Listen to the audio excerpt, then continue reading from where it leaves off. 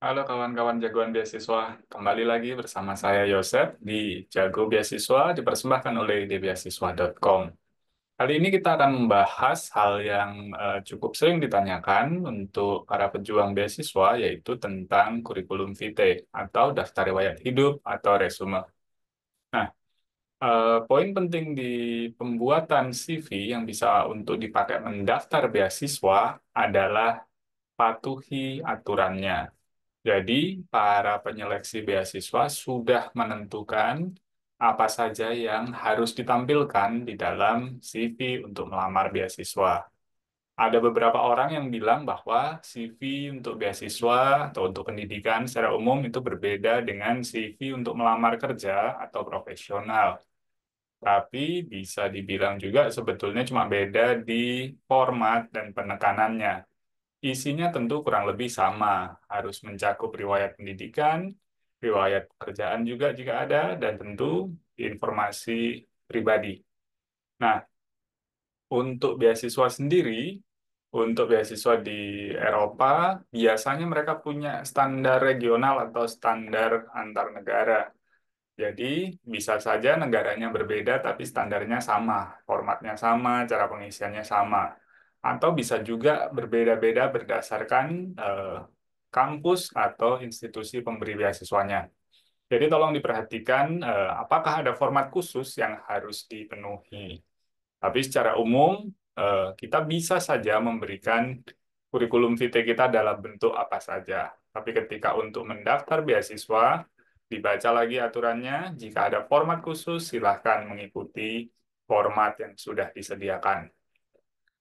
Jadi untuk beberapa hal yang perlu diberikan adalah informasi pribadi itu mencakup nama lengkap, alamat. Kalau alamat ini jangan alamat lengkap ya, cukup di level kecamatan saja, tidak perlu detail-detail banget, lalu nomor telepon dan juga email. Sampai di situ aja sebetulnya sudah cukup informasi pribadinya. Tidak perlu bilang nama orang tua atau hal-hal yang pribadi lainnya.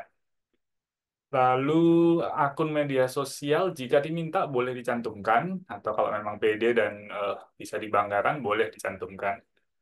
Jika tidak, tidak wajib, gitu ya.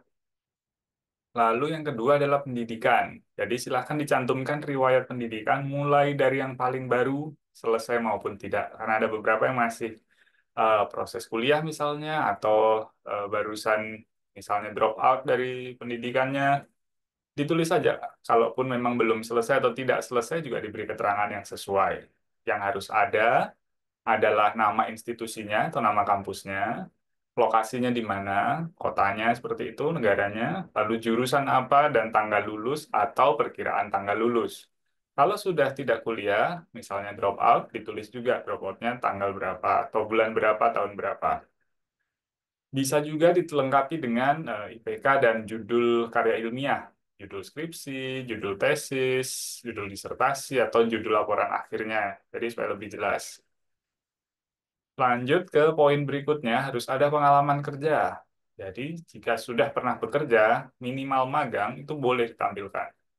Jadi, pakai saja lokasinya di mana, nama perusahaannya apa, posisi yang dijabat apa, terus pekerjaannya apa. Jadi, sampaikan setidaknya 3 hal tentang tanggung jawab Anda atau proyek yang Anda pegang ketika Anda magang atau pernah bekerja di tempat tersebut.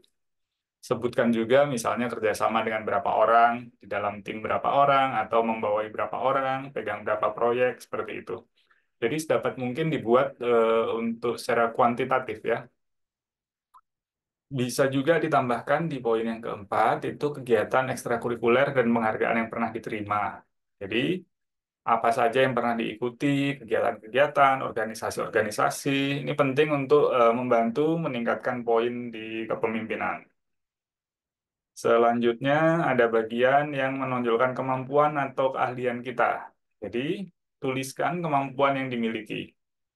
Kemampuan ini bisa kemampuan bahasa, kemampuan komputer, atau kemampuan teknis yang lain yang sekiranya relevan dengan eh, pekerjaan yang pernah Anda lakukan, atau pendidikan yang pernah Anda tempuh, atau posisi yang akan Anda daftari nanti. Misalnya kalau mau S2 tentang pendidikan, ya diarahkan yang menunjang kira-kira nanti untuk S2 pendidikan cocoknya apa.